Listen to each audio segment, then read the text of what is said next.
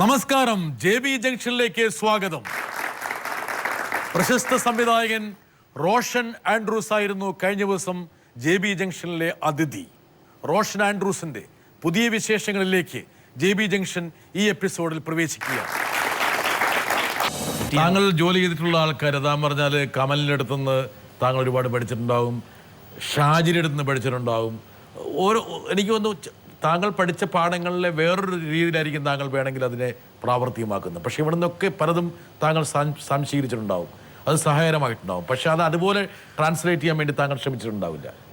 ഞാൻ പറയും ഇപ്പം പ്രിയൻ സാറിൻ്റെ പടങ്ങൾ, പ്രിയൻ സാറ്, കമൽ സാർ, ഷാജി കല്ല സാർ, ഈ 3 പേരുടെ കൂടെ വർക്ക് ചെയ്യണമെന്ന് ആഗ്രഹിച്ച ഒരു ആളാണ് ഞാൻ. വരട്ടെ എന്നൊരാൾ നല്ലൊരു ഗുരുത്വമുള്ള ഒരു സംവിധായകനാണ്, ചെറുപ്പക്കാരനാണ്. എല്ലാ സിനിമകളും ഓരോ സിനിമ റിലീസ് ചെയ്യുന്ന മുമ്പേയും എന്നെ വിളിച്ചിട്ട് പറയും, ഡിസ്കസ് ചെയ്യും, അത് എങ്ങനെയുണ്ട്, തുടങ്ങാൻ പോകുന്നതിനും പറയുന്നുണ്ട്. അതൊക്കെ ഒരു നല്ല കാര്യങ്ങളാണ്, അതൊക്കെ എനിക്ക് വളരെ ഇഷ്ടമുള്ളതാണ്. ഞാനും അങ്ങനെ ചെയ്യാറുണ്ട് ഇങ്ങനെ. പക്ഷെ ഞാനൊരു ചോദ്യം ചോദിച്ചോട്ടെ, വേറെ ചോദ്യമൊന്നുമില്ല, സ്ട്രെയിറ്റായിട്ട് ചോദിക്കുന്നതാണ്, പരസ്യമായിട്ട് ചോദിക്കുകയാണ്. എനിക്കൊരു സിനിമ പ്രൊഡ്യൂസ് ചെയ്യണമെന്ന് ആഗ്രഹമുണ്ട്.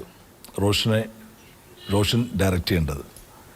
റോഷൻ അതിൻ്റെ കാര്യങ്ങളൊക്കെ നോക്കി എന്ന് ഓക്കെ പറയുന്നു, അന്ന് ഞാൻ പ്രൊഡ്യൂസ് ചെയ്യാൻ തയ്യാറാണ് ഒരു ചിത്രം റോഷനെ കൊണ്ട്.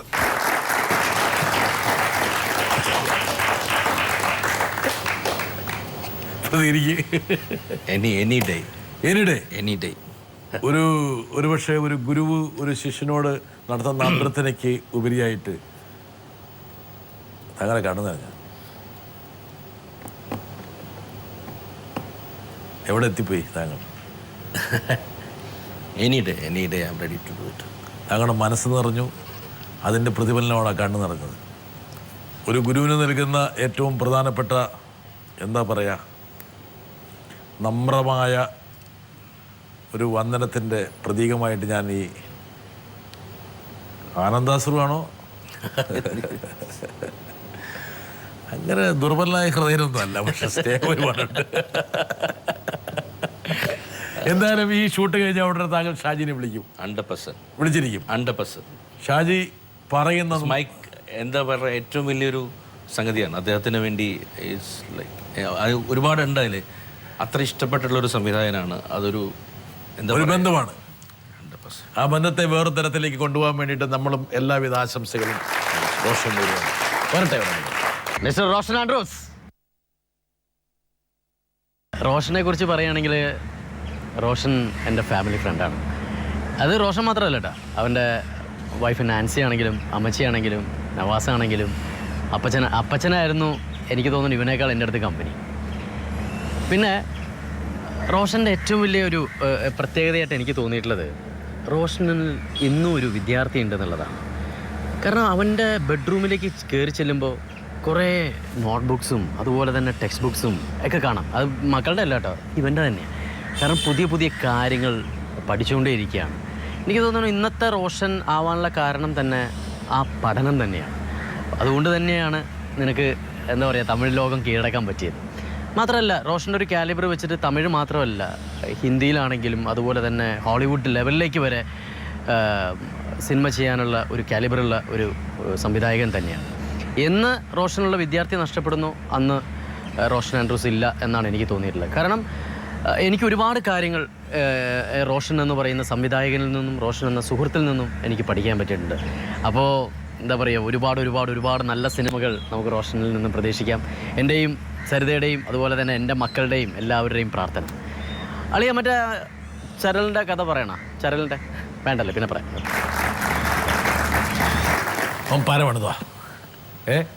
അവൻ പറയുന്നൊരു കഥയാണത്.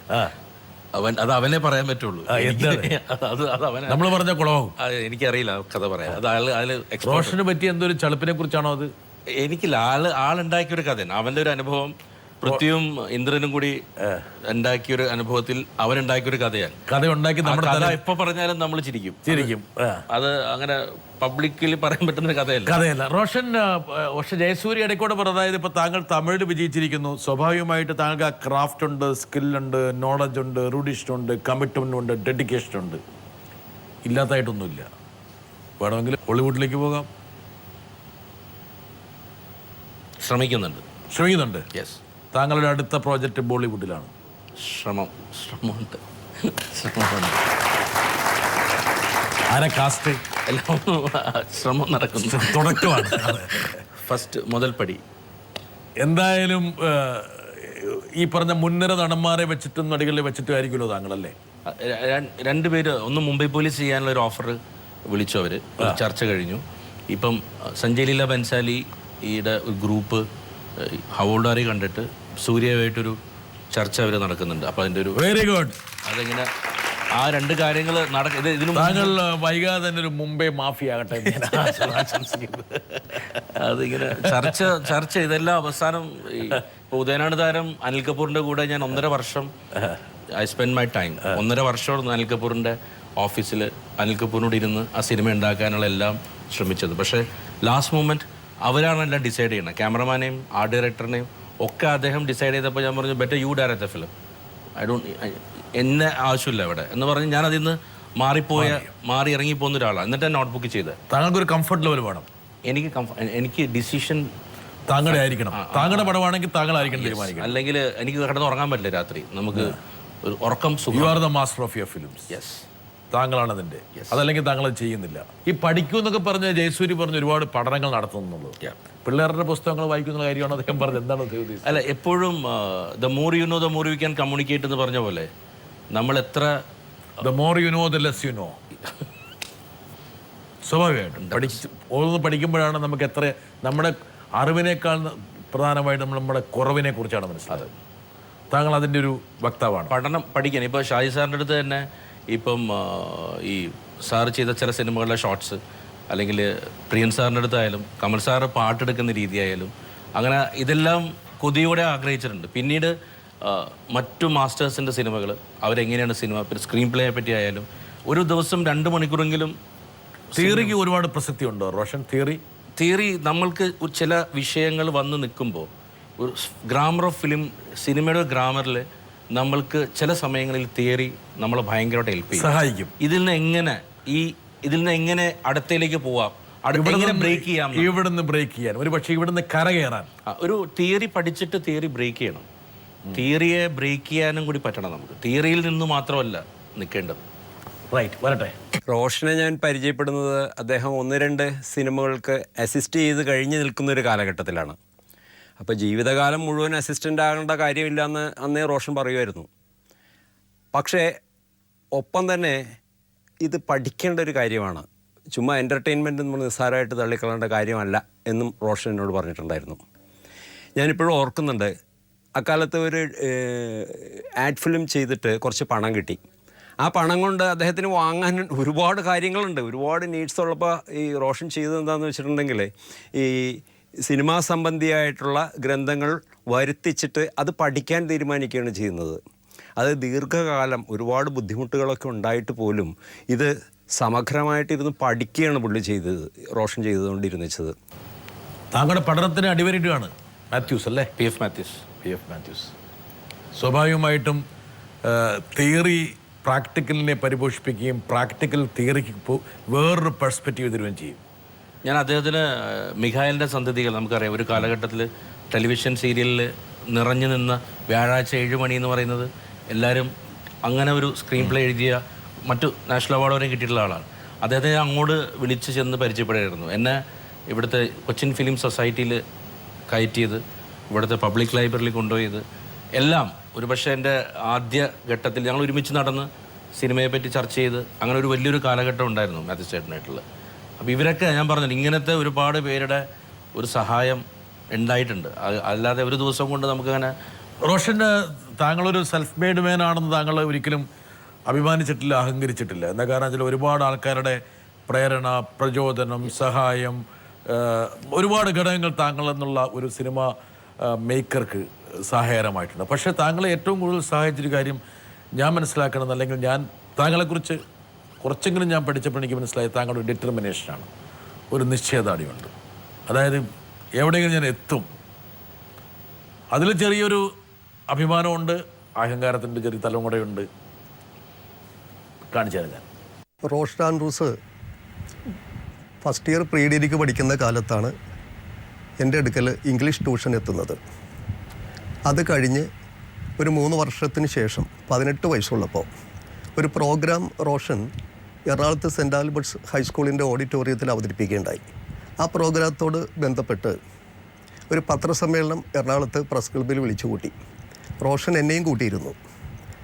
അപ്പോൾ അവിടെ ഒരു വലിയ പത്രസമ്മേളനം നടക്കുകയായിരുന്നു. MLA-മാരൊക്കെ ഉണ്ടായിരുന്നു. പ്രമുഖ പത്രപ്രവർത്തകരൊക്കെ അവിടെ ഹാജരായിരുന്നു. ആ പത്രസമ്മേളനം കഴിഞ്ഞപ്പോൾ പ്രധാന പത്രക്കാരെല്ലാം അവിടെ നിന്ന് സ്ഥലം വിട്ടു. അവിടെ ആരുമില്ല. അപ്പോൾ പ്രസ് ക്ലബ്ബ് സെക്രട്ടറി പറഞ്ഞു, ഒരു പത്രസമ്മേളനം കൂടിയുണ്ട് എന്ന് പറഞ്ഞ് ഞങ്ങളുടെ നേരെ നോക്കി. അപ്പോൾ എല്ലാവരും സ്ഥലം വിടുന്ന കണ്ട് റോഷൻ അവരോട് പറഞ്ഞു, ചേട്ടന്മാരെ, ഇപ്പം നിങ്ങൾ പൊയ്ക്കോ, പക്ഷേ കുറേ കാലം കഴിയുമ്പോൾ നിങ്ങൾ എൻ്റെ പിറകെ വരും എന്ന് പറഞ്ഞു. ഇതാണ് റോഷനെ കുറിച്ച് ഞാൻ ഓർക്കുന്ന ഒരു പ്രധാന സംഭവം. പ്രതിസന്ധികളിൽ തളരാതെ നിൽക്കുന്ന ഒരു പ്രത്യേക ആത്മവിശ്വാസം എനിക്ക് റോഷനിൽ കാണാൻ സാധിച്ചിട്ടുണ്ട്. റോഷൻ അന്ന് വെറുതെ അടിച്ചതാണോ അതെയോ ശരിക്കും ആലോചിച്ചടിച്ചാണോ? ഇതൊരു ദശഗ്രീവാംഗം എന്ന് പറഞ്ഞ് രാവണപുത്രിയും ലങ്കാലക്ഷ്മി ഈ 2 നാടകങ്ങളും ചേർത്തിട്ട് ഒരു 1 man ഷോ, 1 actor പെർഫോമൻസ്. ഞാനാണ് പെർഫോം ചെയ്യുന്നത് സ്റ്റേജിൽ. പ്രശാന്ത് എന്ന് പറയുന്ന പ്രശാന്ത് ഏട്ടനാണത് ഡയറക്റ്റ് ചെയ്തത്. അപ്പോൾ അതിനെപ്പറ്റി നമ്മൾ തന്നെ മാർക്കറ്റ് ചെയ്യാൻ ഇറങ്ങിയിരിക്കുക. കാരണം ഈ നാടകം കാണാൻ അതിന് വരണം, ഇതിന് മറ്റേ ബ്രോഷർ അടിക്കാൻ കാശ് വേണം.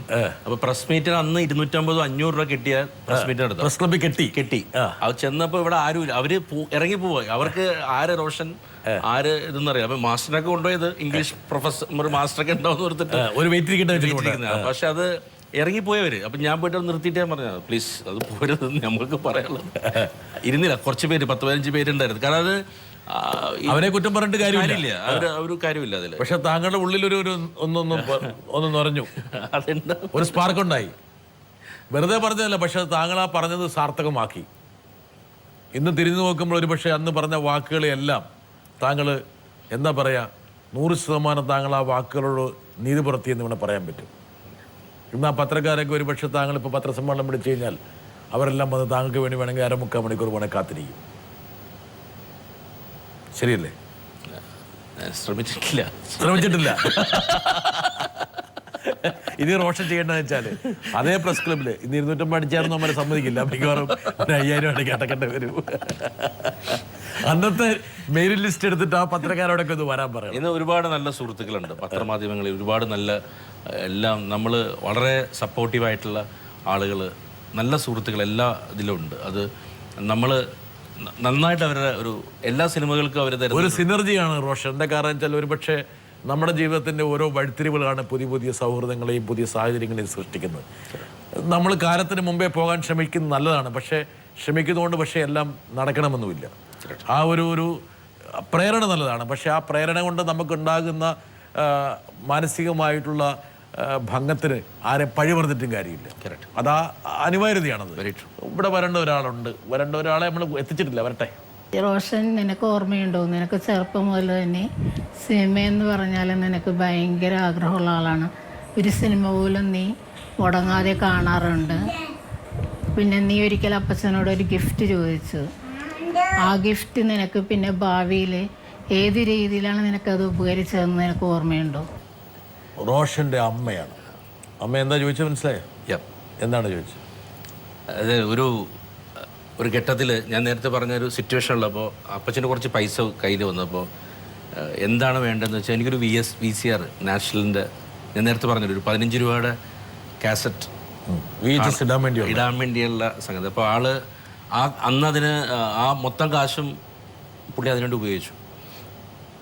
കിട്ടിയ പൈസ എത്രയാണോ അത് മുഴുവൻ വേണ്ടി അത്ര വേണ്ടി വന്നു. ആ സമയത്ത് അതൊരു അത്രയും എമൗണ്ട് ഉണ്ടായിരുന്നു അതിന്. അപ്പോൾ അതായിരുന്നു ലൈഫിലെ ഏറ്റവും വലിയൊരു ഗിഫ്റ്റ് എനിക്കുള്ളത്. ഇന്ന് താങ്കൾക്ക് പിന്നെ വീഡിയോ കാസറ്റ് പ്ലെയർ ഒന്നും ഇല്ല, ഒരു VHS കാസറ്റ് ഒന്നും കാണാനേ ഇല്ല.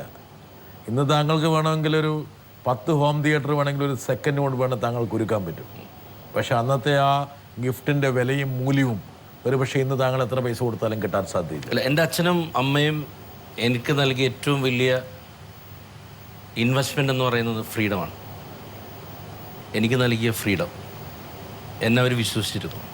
റോഷൻ എന്ന് മാത്രം എൻ്റെ പേര്, ആൻഡ്രൂസ് എന്ന് പറയുന്നത് എൻ്റെ അപ്പച്ചൻ്റെ പേരാണ്. അപ്പോൾ അത് അങ്ങനെ നിൽക്കട്ടെ. അല്ല, സ്കൂൾ സർട്ടിഫിക്കറ്റിൽ ആൻഡ്രൂസ് ഉണ്ടായിരുന്നു? ഇല്ല, റോഷൻ എന്നെ. റോഷൻ എന്നെയാണ്. എസ്പാനിഷ് ഓഫ് ഇനിഷ്യൽസ് വരുമ്പോൾ മാത്രമേ ആൻഡ്രൂസ് വരുള്ളായിരുന്നു. പക്ഷെ താങ്കൾ അതിനു വേണ്ടി നിന്നില്ല. ഇല്ല, താങ്കൾ സ്വയം എക്സ്പാൻഡ് ചെയ്തു. ഒരുപക്ഷെ ആ പൈതൃകത്തിൽ താങ്കൾ ഒരുപാട് ശക്തി ആഗ്രഹിക്കുന്നുണ്ട്, അല്ലെങ്കിൽ അതിൽ കുടികൊള്ളുന്നുണ്ടെന്ന് താങ്കൾ വിശ്വസിക്കുന്നു? 100%. ഒരുപക്ഷെ താങ്കളുടെ വിജയത്തിൻ്റെ പല തലങ്ങളും ഇവർക്കൊന്നും കാണാൻ പറ്റിയില്ല എന്നുള്ളത് താങ്കളെ വിഷമിപ്പിക്കുന്നുണ്ട്. ഇതുപോലെ ഒരു വിജയശ്രീലാളിതനായി താങ്കൾ ഇങ്ങനെ വിരാജിക്കുമെന്ന് സ്വപ്നം കണ്ടിരുന്നോ? അങ്ങനെയില്ല, എന്തെങ്കിലും സിനിമയിലെത്തും എന്നുള്ളൊരു ചിന്തയുണ്ടായിരുന്നു. സിനിമയിൽ എന്നെങ്കിലും ഞാൻ എത്തിപ്പെടും എന്നുള്ളൊരു വിശ്വാസം. താങ്കൾ ഏത് ഘട്ടത്തിലാണ് അദ്ദേഹം ഒരുപക്ഷെ താങ്കളെക്കുറിച്ചൊരു പ്രതീക്ഷ വെച്ച് പുറത്തിയിരുന്നത്? അപ്പച്ചൻ അങ്ങനെ എപ്പോഴും ഇല്ല. അപ്പച്ചനെ എന്നെ അറിയാം. ഈ നേരത്തെ പറഞ്ഞ പോലെ ഇറങ്ങിയ അവൻ അത് കൊണ്ടുവരും എന്നുള്ളൊരു സംഗതി അപ്പച്ചനുണ്ടാവും. ഒരു പക്ഷെ അതുകൊണ്ടായിരിക്കാം അപ്പച്ചൻ അതിനുള്ള ഫുൾ സ്വാതന്ത്ര്യം എനിക്ക് നൽകി. താങ്കളുടെ ജീവിതത്തിൽ വളരെ പ്രധാനപ്പെട്ട 2 ദൗർഭാഗ്യങ്ങൾ, ദുരന്തങ്ങൾ എന്ന് പറയാവുന്നത് താങ്കളുടെ അപ്പച്ചൻ്റെ വിയോഗം, 2 താങ്കൾ വളരെയധികം സ്നേഹിച്ച താങ്കളുടെ ജ്യേഷ്ഠൻ്റെ ബ്രദറിൻ്റെ വിയോഗം. ഈ 2 ആൾക്കാരും താങ്കൾ വിജയത്തെ മുത്തമിടുന്നത് കാണാനുണ്ടായില്ല, അല്ലെങ്കിൽ അതിൻ്റെ പൂർണ്ണതയിൽ താങ്കളെ കാണാൻ കഴിഞ്ഞില്ല. അല്ല, അച്ഛൻ മരിച്ചിട്ട് ഇപ്പോൾ 1.5 വർഷമാകുന്നുള്ളൂ. ബ്രദറും അത് തന്നെയാണ്. ഇപ്പോൾ ഒരു പുതിയ വീട് വെച്ചു. ആ വീട്ടിലേക്ക് അപ്പച്ചൻ വന്നു. 6 മാസം അവിടെ താമസിച്ചു പുള്ളി. അപ്പച്ചൻ മരിച്ചതിന് ശേഷമാണ് ബ്രദർ മരിക്കുന്നത്. ഇപ്പം മുംബൈ പോലീസിന് മുമ്പ് വരെയുള്ള എല്ലാം അവർ കണ്ടു. താങ്കൾ കേരളത്തിന്റെ അതിർത്തി കിടക്കുന്നത് കാണാനുള്ള ഭാഗ്യം ഉണ്ടായില്ല? ഇല്ല. പക്ഷേ അതിനു മുമ്പ് താങ്കൾ ഒരുപാട് പടങ്ങൾ വിജയിപ്പിച്ചിട്ടുണ്ട്. പക്ഷേ ഈ ഒരു ബ്രേക്ക് എന്നുള്ളത് സംഭവം അതിർത്തിയിലേക്ക് ഇല്ല. വീട് നമ്മുടെ പ്രശാന്ത് ആർക്കിടെക്ട് ഉണ്ടാക്കിയല്ലേ? വീട് താങ്കളുടെ ഒരു ലക്ഷ്യമായിരുന്നു അല്ലേ? യെസ്, ഞങ്ങൾക്കൊരു വാശിയായിരുന്നു. പുഴ കാണുന്ന വീട് ഒരു വാശി തന്നെയായിരുന്നു. കാരണം ഈ ജപ്തി നടന്നു കഴിഞ്ഞപ്പോൾ അതൊരു പക്ഷേ കാണുന്ന പ്രേക്ഷകനും കൂടി ഉപകാരപ്രദമാണെങ്കിൽ ആയിക്കോട്ടെ. ജപ്തി നടന്ന് ഒരു മാതാവിൻ്റെ ഫോട്ടോ ഇട്ട് അമ്മ പുറത്തിറങ്ങുമ്പോൾ കുറച്ച് കസിൻസ് വന്ന് ഞങ്ങളടുത്ത് പറഞ്ഞത് പുഴ കാണുന്ന സ്ഥലത്തേക്ക് പോകാനാണ് പറഞ്ഞത്. കാരണം പുഴ എന്നൊക്കെ പറയുന്നത് വളരെ ദൂരെയുള്ള സ്ഥലമാണല്ലോ. അപ്പം ഞങ്ങളുടെ മക്കൾക്ക് നല്ല ഒരു ഭാവി കല്യാണമോ കാര്യങ്ങളൊക്കെ വരുമ്പോൾ ഒരു ബ്രദർ ജീവിതത്തിൽ പൊളിഞ്ഞിരിക്കുന്നു എന്നുള്ളൊരു പേര് വരാൻ പാടില്ല. അതുകൊണ്ട് പുഴ കാണുന്ന സ്ഥലത്തേക്ക് പോകണം. നിങ്ങൾ ദൂരേക്ക് പോയിക്കൊള്ളൂ. ദൂരേക്ക് എന്താണ് പുഴ കാണാം എന്ന് വെച്ചാൽ നിങ്ങളുടെ സാന്നിധ്യം അവർക്ക് ഇനി ഗുണകരമല്ല. പക്ഷെ ഇപ്പോൾ എൻ്റെ വീട്ടിൽ എവിടെ ഇരുന്നാലും പുഴ കാണാം. എൻ്റെ വീട്ടിൽ ഏത് ഭാഗത്തു നിന്ന് നോക്കിയാലും പുഴ കാണാൻ സാധിക്കും. പുഴക്കരയിലാണ് താങ്കൾ വെച്ചത്? അതെ, അന്ന് ഞാൻ തീരുമാനിച്ചു ഇനി ഞാൻ വീട് വെക്കണമെങ്കിൽ ഒരു പുഴ കാണുന്ന വീട് അത് ഞാൻ എവിടെയും എൻ്റെ ഉദാഹരണം കഴിഞ്ഞപ്പോഴും എന്നോട് ഇതുപോലെ ചോദിച്ചപ്പോൾ എന്താണ് സ്വപ്നം എന്ന് ചോദിച്ചപ്പോൾ ഞാൻ പറഞ്ഞത് പുഴ കാണുന്ന വീടും എൻ്റെ ഏറ്റവും വലിയ സ്വപ്നങ്ങളിലൊന്ന്. അതും ദൈവം സിനിമ നൽകി, എനിക്കത് സിനിമയാണ് നൽകിയത്. അത് ഈ പറഞ്ഞ പോലെ വിഷ് ലിസ്റ്റിൽപ്പെട്ട ഒന്നായിരുന്നു. അത് നല്ലതല്ലേ? ഒരു സ്ഥലത്തിൽ നിന്ന് നമ്മൾ തുടങ്ങി ദൈവം അതിലൊരു അവസരം നൽകി. ഇതൊക്കെ ഒരു ചലഞ്ചിലേക്ക് താങ്കളുടെ എല്ലാ സ്വപ്നങ്ങളും ഒന്നൊന്നായിട്ട് ഇങ്ങനെ പൂവണിഞ്ഞുകൊണ്ടിരിക്കുകയാണ്. അപ്പോൾ ഇനി സ്വപ്നങ്ങളുടെ ലിസ്റ്റും കൂട്ടിക്കൊണ്ടിരിക്കണം. അതാണ് ഏറ്റവും പ്രധാനപ്പെട്ട കാര്യം. എന്തായാലും ബോളിവുഡ് നമുക്കൊരു സ്വപ്നമായിരിക്കുന്നു, ഹോളിവുഡ് ഒരു സ്വപ്നമായിട്ട് നമ്മുടെ ജയസൂരി ഇട്ടുവച്ചിരിക്കുന്നു. വരട്ടെ ഒരാൾ. എൻ്റെ അനുഭവം, എൻ്റെ എക്സ്പീരിയൻസ് റോഷൻ ആൻഡ്രൂസുമായിട്ട് എനിക്ക് പറയുകയാണെങ്കിൽ, മുംബൈ പോലീസിൽ ആണ് ഞങ്ങൾ ആദ്യമായിട്ട് വർക്ക് ചെയ്തത്. അതിനു മുമ്പ് ഈ റോഷൻ ആൻഡ്രൂസിനെ കുറിച്ച് ഒരുപാട് കമൻറ്റ്സ്, പോസിറ്റീവും നെഗറ്റീവും. പക്ഷേ നെഗറ്റീവ്സാണ് കുറച്ച് കൂടുതൽ കേട്ടത്. ബട്ട് ഞാൻ മുംബൈ പോലീസ് വർക്ക് ചെയ്തപ്പോൾ അതൊക്കെ ഈ നെഗറ്റീവ് കമൻറ്റ്സൊക്കെ വെറും പരദൂഷണവും പാരവെപ്പലും ഒക്കെയാണ്. സത്യത്തിൽ പറയുകയാണെങ്കിൽ he's a gem of a guy, gem of a man, gem of a boy എന്നൊക്കെ പറയാം. വളരെ ഫ്രണ്ട്ലി ആയിട്ടായിരുന്നു ഞങ്ങൾ വർക്ക് ചെയ്തിരുന്നത്. ആൻഡ് എനിക്ക് ഒരു ഡിസ്കംഫർട്ടും ഒരു രീതിയിലോ എവിടെയെങ്കിലും എനിക്ക് ഇതുവരെ തോന്നിയിട്ടില്ല. And I am proud that I could work under Roshan Andrews. And Roshan ആൻഡ്രൂസിൻ്റെ റിസൾട്ടാണ് എനിക്ക് എൻ്റെ കരിയറിൽ ഒരു മിക പ്ലസ് ഉണ്ടാക്കിയിരിക്കുന്നത്. And thank you Roshan for being an part of your films, for making me a part of your films. So I'm grateful. And ചോദിക്കുകയാണെങ്കിൽ എന്താ പറയുക, സിനിമയ്ക്ക് വരാൻ കാരണം വെറും ഡയറക്ഷൻ മാത്രമാണോ അതോ അഭിനയിക്കാനുള്ള താല്പര്യമുണ്ടോ? ഈ ചോദ്യത്തിൻ്റെ കാരണം എന്ന് വെച്ചാൽ സാധാരണ തമിഴിൽ വരുന്ന മിക്ക ഡയറക്ടേഴ്സും ആദ്യത്തെ പടം ഡയറക്റ്റ് ചെയ്യും, പിന്നെ രണ്ടാമത്തെ പടത്തിൽ അവരോടൊക്കെ മുഖം കാണിക്കും, പിന്നെ അത് കഴിഞ്ഞാൽ അവർ തന്നെ ഹീറോ ആയിട്ടൊക്കെ അഭിനയിക്കും. അങ്ങനെ വല്ല മനസ്സിരിപ്പുണ്ടോ അതോ അങ്ങനെ വല്ല പ്ലാനിങ്? ഓക്കെ, സോ ഉണ്ടെങ്കിൽ അത് ആവശ്യമില്ല, ഡയറക്ഷൻ മതി കേട്ടോ, അഭിനയിക്കാൻ ഞങ്ങളൊക്കെ ഉണ്ട്. So thank you very much. Rahman, താങ്കളുടെ 36 വയതിനിലെ അതിൻ്റെ ഇവിടെ കുഞ്ചാക്കോ ബോബൻ റഹ്മാൻ ചെയ്തിരിക്കുന്നത്, റഹ്മാനെ വേണമെന്ന് താങ്കൾ ആഗ്രഹിച്ചു ആ സിനിമയിൽ? അതെ, അത് സൂര്യയും ജോയും അതിനോട് സപ്പോർട്ടീവ് ആയിരുന്നു. കാരണം വേറെ ആൾക്കാർ വന്നല്ലോ, വളരെ വലിയ ബഡ്ജറ്റാവും. റഹ്മാൻ ഒരു മിനിമം ബഡ്ജറ്റ് കൊടുത്താൽ മതി. ഒന്ന് ആ കഥാപാത്രം അങ്ങനെ വേണ്ടു, അത്ര മതി. കാരണം അത് ഫീമെയിൽ ഓറിയന്റഡ് മൂവിയാണ്. ഒരു വലിയൊരു എമൗണ്ട് കൊടുത്തൊരു വലിയ താരത്തിനെ കൊണ്ടുവരേണ്ട കാര്യമില്ല നമുക്ക് അതിനു വേണ്ടി. റഹ്മാൻ വലിയ താരമല്ല എന്നുള്ള രീതിയിലല്ല പറയുന്നത്. ആ സിനിമയ്ക്ക് വേണ്ടത് റഹ്മാനെ ഒരു സൂപ്പർ സ്റ്റാറിന്റെ സാന്നിധ്യം വേണ്ടതില്ല. റഹ്മാനെ പോലെ ഒരു അഭിനയ സിദ്ധിയുള്ള ഒരു കലാകാരൻ മതി. ഇപ്പൊ റഹ്മാൻ പറഞ്ഞിരിക്കണമെന്ന് വെച്ചാൽ ഇനി വേണമെങ്കിൽ റോഷൻ സിനിമയിൽ അഭിനയിക്കും, സിനിമയിൽ അഭിനയിച്ച് നായകനാവും, അങ്ങനെയൊക്കെയുള്ള സാധ്യതകൾ വേണമെങ്കിൽ അതിനെന്നുള്ളൊരു ആഗ്രഹം താങ്കൾക്കില്ല. താങ്കളുടെ കപ്പ് ഓഫ് ടീ അല്ല. പണ്ട് നാടകത്തിലൊക്കെ അഭിനയിച്ചു ചെയ്തു, അതൊക്കെ ഗുണം ചെയ്തില്ല. ഇപ്പൊ എനിക്കൊരു ആക്ടറിനെ വർക്ക് ചെയ്യിക്കുമ്പോൾ ഈ പഠിച്ച കാര്യങ്ങളൊക്കെ വളരെ മനോഹരമായിട്ട് അവരെ കൊണ്ട് ഒരു നടന്റെ മനോവികാരങ്ങൾ മനസ്സിലാക്കാൻ പറ്റും. Definitely I can take it out. Flexibility, സാധ്യതകൾ അദ്ദേഹത്തിന്റെ മനസ്സിൽ വരുന്ന I can make them comfort. ആ സ്പേസിലേക്ക് അവരെ കൊണ്ടുവരാൻ സാധിക്കും എന്ന് വിശ്വസിക്കുന്നു. എന്നോട് വർക്ക് ചെയ്ത എല്ലാവർക്കും ആ ഒരു കംഫർട്ടബിൾ ഇതുവരെ കിട്ടിയിട്ടുണ്ട്. ഒന്ന് കൊടുത്താൽ വേണമെങ്കിൽ ഞാൻ താങ്കളെ അങ്ങോട്ട് താങ്കളോട് സിനിമയിൽ അഭിനയിക്കുന്ന പിക്നിക്കിന് പോകുന്ന പോലെയാണെന്ന് പറഞ്ഞു. ഇത് കേട്ട് കഴിഞ്ഞാൽ നമ്മളെല്ലാവരും കൂടും കൊട്ടെ, അതാ പ്രശ്നം. പിക്നിക്കാണോ എന്ന് എനിക്ക് സംശയമുണ്ട്. പിക്നിക്കിനെ കുറിച്ച് ആരോ പറഞ്ഞിട്ടുണ്ടെന്ന് വരട്ടെ. While shooting this film, a lot of nice things happened. We worked in real areas. There was no set put up. Roshan wanted to shoot in all different real areas in the film. So a very real film has been shown. And on one of the shooting days, we were shooting in the office set, and all the families, all the children, everybody came to the shooting spot. And Roshan told Joe, bring Diya and Dev also, your children also, to the spot. We'll have a picnic on the shooting spot. I brought the children, and I was surprised because Roshan and Divakar both, they had made a room. They had set it up with toys and put lot of some decoration, and they had made a little children's room on the set. So that was a very, very beautiful experience we had on the set. So on one side we were all shooting. There was an office setup going on. In the next room, all the children were playing, and it was like a family picnic. Things like this, I have done 40-50 films, but things like this never happen on a shooting spot. So this was one of the most special memory in this film. ഇവർക്കെല്ലാം ഒരു comfort കൊടുക്കേണ്ടത് ഒരു പക്ഷേ സിനിമയിൽ ഇവരുടെ output നന്നായി കിട്ടാൻ, അതല്ലെങ്കിൽ അവർക്കൊരു ഡിപ്രഷൻ വന്നു കഴിഞ്ഞാൽ സ്വാഭാവികമായിട്ടും അവരുടെ പെർഫോമൻസിലായിരിക്കും ബാധിക്കുന്നത്. ഇപ്പം ജോ ആണെങ്കിൽ ഇപ്പം ദേവും ദിവ്യയും 8 വർഷം കഴിഞ്ഞും ആ കുട്ടിയെ അഭിനയിക്കാൻ വന്നിരിക്കുകയാണ്. അപ്പോൾ സൂര്യയാണെങ്കിൽ 24 എന്ന പടത്തിൻ്റെ ഷൂട്ടിങ്ങിന് പോകണം. അപ്പോൾ ആൾ വന്നാലും കുറച്ച് ദിവസങ്ങളിൽ ആൾ കൂടുതൽ സംസാരിക്കാൻ തുടങ്ങിയത് ദിയനെ പറ്റിയും ദേവിനെ പറ്റിയാണ്. അപ്പോൾ എനിക്ക് ആ ദിവസം വളരെ ക്രൂഷ്യലായിട്ടുള്ള സീൻ എടുക്കേണ്ടത്. അപ്പോൾ എൻ്റെ ഫാമിലിയും വന്നിട്ടുണ്ട്. അപ്പോൾ ഞാൻ എന്താ വെച്ചാൽ ദിവ്യടുത്ത് പറഞ്ഞാൽ നമുക്കൊരു സംഭവം സെറ്റ് ചെയ്തിട്ട് അവരിങ്ങോട്ട് കൊണ്ടുവരാം. ബ്രേക്ക് ടൈമിൽ അവരവിടെ പോയി എൻജോയ് ചെയ്തോട്ടെ എല്ലാവരും. അപ്പോൾ ഇവരെ നമ്മൾ കംഫർട്ടബിൾ ആക്കുക എന്ന് പറഞ്ഞ സ്ഥലം അവർക്കും ഒരു കംഫർട്ടബിൾ സോൺ കൊണ്ടായിക്കോട്ടെ. ഒരു സൈക്കോളജിക്കലി അവരും മനസ്സുകൊണ്ട്, എൻ്റെ മക്കൾ ഇവിടെ ഉണ്ട്, സൂര്യൻ വന്നു, അവരുടെ ഹസ്ബൻഡ് ഉണ്ട്, മക്കളുണ്ട്, അവർക്ക് എന്താ എൻജോയ് ചെയ്യാം. എൻ്റെ ഭാര്യയും കുട്ടികളുണ്ടായി, ദിവ്യയുടെ ഭാര്യയും കുട്ടികളുണ്ടായി, ദിവ്യയുടെ ഭാര്യയും കൂടെ വർക്ക് ചെയ്യണം. അപ്പോൾ അതൊരു കംഫർട്ടബിൾ സോണാണ്. അതിനവരും തയ്യാറായി. ഇപ്പോൾ ഇവർ ഈ പടം വിജയിച്ചതിന് ശേഷം 17 വർഷമാണ് സിനിമയിൽ. ഇവർ രണ്ടുപേരും മക്കളോടൊപ്പം എൻ്റെ വീട്ടിൽ വന്നു, 2 ദിവസം താമസിച്ചു. അത് എന്നെ സംബന്ധിച്ച് അങ്ങനെ ഒരു ആൾക്കാർ വന്ന് കൂടെ, അതെനിക്ക് എൻ്റെ ലൈഫിൽ കിട്ടിയ ഏറ്റവും വലിയൊരു, അതൊരു വേറൊരു സംസ്കാരമാണോ? ഞാനത് മലയാളത്തിൽ അങ്ങനെ ഒരു സംസ്കാരം, ഒരു ഹാലോ, എനിക്ക് അതിനെപ്പറ്റി പറയണമെങ്കിൽ തന്നെ ഒരു ഫുള്ള്, കാരണം അത് ഭയങ്കര അനുഭവമായിരുന്നു. അതൊരു അല്ല, ഞാൻ ചോദിക്കണമെന്ന് വെച്ചാൽ, ഞാൻ താങ്കളോട് വീണ്ടും ചോദിക്കണം, താങ്കൾ അതിനകത്ത് വലിയ ഡിപ്ലോമാറ്റിക് ആകേണ്ട കാര്യമില്ല. മലയാളം കുറച്ചുകൂടി യാന്ത്രികമാകുകയും തമിഴ് കുറച്ചുകൂടി വൈകാരികമാകുകയും ചെയ്യുന്നുണ്ടോ ബന്ധങ്ങൾ? യെസ്, പറഞ്ഞുകൊണ്ടേ നല്ലത്. നമ്മൾ ചില ആളുകൾ, നമ്മൾക്ക് ഒരു സിനിമ കഴിയുമ്പോൾ ആ സിനിമയിലുള്ള ബന്ധം 45 ദിവസത്തെ 50 ദിവസത്തെ ബന്ധമാണ്. ആ സിനിമ സക്സസ് ആണെങ്കിൽ വീണ്ടും അവരെ കോളുണ്ട്. ആ ഫെയിലിയർ ആണെങ്കിൽ ഒരു പക്ഷേ ആളെ കണ്ടാൽ പോലും തിരിച്ചറിയത്തില്ല. ആ ഒരു സർക്കിളിലും കൂടി എത്ര പേര് താങ്കളെ കണ്ട തിരിച്ചറിയാത്ത? അങ്ങനെയില്ല. പൊതുതത്വ പറഞ്ഞു, ഞാൻ പൊതുതത്വം. ഓക്കെ.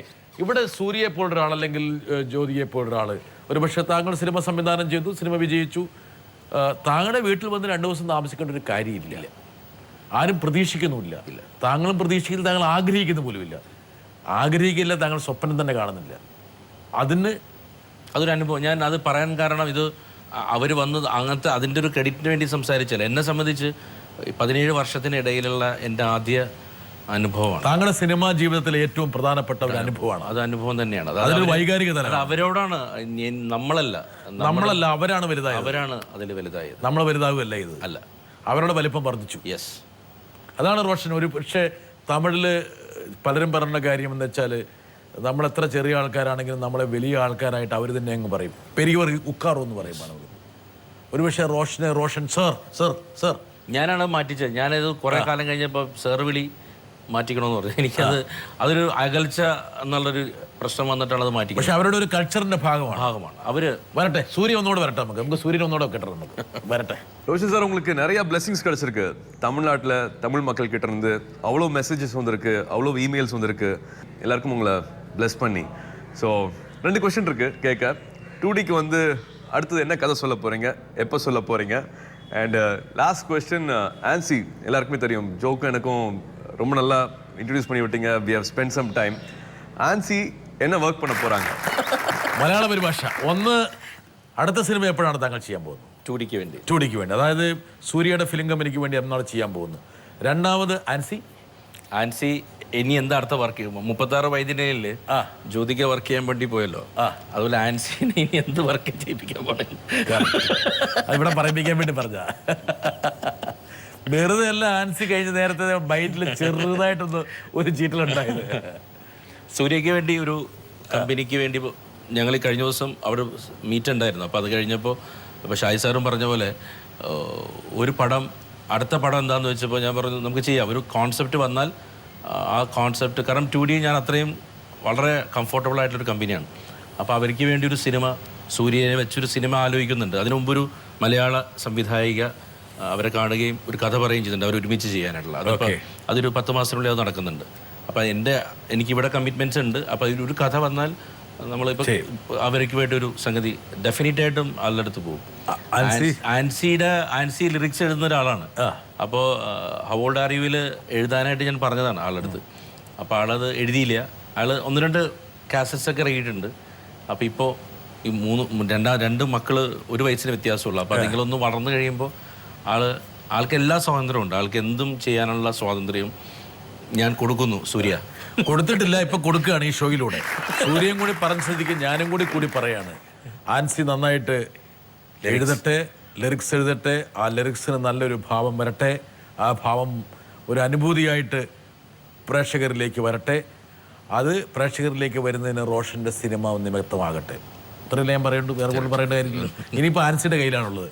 ഇനി ആൻസി എന്തെങ്കിലും തരത്തിൽ ഇദ്ദേഹം വിശ്വാസവഞ്ചന കാണിക്കുകയാണെങ്കിൽ ഒരു JB ജംഗ്ഷൻ കൂടി നടത്തിയിട്ട് താങ്കളോട് കൃത്യമായിട്ട് പറയുക, ഈ JB ജംഗ്ഷനിൽ താങ്കൾ കാണിച്ച മര്യാദയും മിതത്വമൊന്നും അടുത്ത JB ജംഗ്ഷനിൽ കാണിക്കേണ്ട കാര്യമില്ല. കൃത്യമായിട്ട് വെട്ടി തുറന്ന് പറയാം. റോഷൻ, താങ്കളുടെ സിനിമ സബരിയിൽ താങ്കളെ സ്പർശിച്ച ഒരുപാട് ആൾക്കാരെയാണ് നമ്മൾ ഈ പരിപാടി കൊണ്ടുവന്നത്. അതിൽ ഒരാളും കൂടി നമ്മുടെ കൂടെ വരണം, അത് അനിവാര്യമാണ്. അദ്ദേഹത്തിനെയും കൂടി നമ്മൾ കൊണ്ടുവന്നിട്ട് വരട്ടെ. റോഷൻ, JB ജംഗ്ഷനിൽ ഇങ്ങനെ കണ്ടുമുട്ടാൻ കഴിഞ്ഞതിൽ വലിയ സന്തോഷം. ആദ്യമായിട്ട് കൺഗ്രാജുലേഷൻസ്. ഇപ്പോൾ തമിഴിൽ ആദ്യമായിട്ട് ചെയ്ത സിനിമ വലിയ വിജയമായിരിക്കണം. അതും സൂര്യയെ പോലെ ഒരു വലിയ സ്റ്റാറിൻ്റെ ബാനറിൽ അദ്ദേഹത്തിൻ്റെ പ്രൊഡക്ഷനിൽ ജ്യോതിക അഭിനയിച്ച സിനിമ. വലിയ സന്തോഷം. അതിനോടൊപ്പം തന്നെ മലയാള സിനിമയിൽ നമുക്കറിയാവുന്ന റോഷൻ ആൻഡ്രൂസിൻ്റെ ഒരു പൊസിഷൻ എന്ന് പറയുന്നത് യുവനിര സംവിധായകരുടെ കൂട്ടത്തിൽ ഏറ്റവും ശ്രദ്ധേയനായ സംവിധായകൻ എന്നുള്ളത് മാത്രമല്ല, ഞാൻ റോഷനെ വിലയിരുത്തുന്നത് ഓരോ സിനിമകളും പ്രമേയം കൊണ്ടും അവതരണം കൊണ്ടും വ്യത്യസ്തമായ സിനിമകൾ ചെയ്യുന്നു എന്നുള്ളതാണ്. ഒരേ രീതിയിലുള്ള സിനിമകൾ ചെയ്യുന്നില്ല എന്നുള്ളത് തന്നെയാണ്. കമൽ, താങ്കൾ അദ്ദേഹത്തിൻ്റെ കൂടെ അയാൾ കഥ എഴുതുകയാണ്. അപ്പോൾ താങ്കൾക്ക് എല്ലാ വിജയവും അദ്ദേഹം ആശംസിക്കുന്നു. ഒരുപക്ഷെ കമൽ പറഞ്ഞു കഴിഞ്ഞാൽ പിന്നെ അതിൻ്റെ അപ്പുറത്തൊരു ആശംസിക്കൊരു പ്രസക്തിയില്ല. താങ്കളെ നന്നായി അറിയാവുന്ന ഒരാളാണ്. എങ്കിൽ പോലും കേവല ഔപചാരികതയ്ക്ക് വേണ്ടിയിട്ട് JB ജംഗ്ഷൻ്റെ എല്ലാവിധ ആശംസകളും. റോഷൻ, വേണമെങ്കിൽ എനിക്ക് 1-2 ദിവസം വേണം താങ്കളെ ഇരുത്തിക്കൊണ്ട് ഇങ്ങനെ സംസാരിക്കാം. പക്ഷേ ഒരു ടെലിവിഷൻ പരിപാടിക്ക് അതിൻ്റെതായ അതിർവരമ്പുകളുണ്ട്. ആ ഒരൊറ്റ പരിമിതിയെ മുൻനിർത്തി മാത്രമാണ് താങ്കളുമായിട്ടുള്ള സംഭാഷണം ഞാൻ അവസാനിപ്പിക്കുന്നത്. ഇത് അവസാനിപ്പിക്കുന്നതിന് മുമ്പ് താങ്കളുടെ കഴിവുകളുടെ ചില തലങ്ങളുണ്ട്. അതിൽ ഒന്നൊരു പക്ഷേ സാധാരണ പ്രേക്ഷകർ കാണാത്തൊരു തലമാണ്. താങ്കളുടെ ഒരു ഗായകം കൂടിയാണ്. താങ്കളുടെ 2 വരി പാട്ട്, അത് 4 വരിയാകാം, 6 വരിയാകാം, അതും കൂടി കേട്ടിട്ട് നമുക്കിത് അവസാനിപ്പിക്കാം. ഒരു കവിതയുടെ 2-3 വരി ശ്രമിക്കാം. കവിതയാണ്, ശ്രമിക്കുക. വിന്ധ്യശൈലത്തിൻ്റെ താഴ്വരയിൽ നിശാഗന്ധികൾ മുട്ടിടും ബാൽഗുണസന്ധ്യയിൽ പാർവതി പൂജയ്ക്ക് പൂനുള്ളുവാൻ വന്ന ദ്രാവിഡ രാജകുമാരിയാം താടക താമരച്ചോലകൾക്കക്കരെ ഭാർഗവരാമൻ തെളിച്ചിട്ട സഞ്ചാരവീതിയിൽ കണ്ടു ശ്രീരാമനെ ഏതോ തപോധനൻ കൊണ്ടു നടക്കുന്ന കാമസ്വരൂപനെ. സ്ത്രീഹൃദയത്തിനുന്മാദമുണർത്തുമാ മോഹന ഗോപാംഗ ഭംഗി നുകർന്നവൾ കണ്ണെടുക്കാതൊരവൗമ രോമാഞ്ചമായി നിന്നാൽ സലജ്ജം സകാമം സവിസ്മയം. ഒരു ചെറുപ്പക്കാരൻ താങ്കളുടെ കാരിക്കേച്ചർ വരച്ചു. ഓക്കെ, കൊണ്ടുകൊടുക്കും.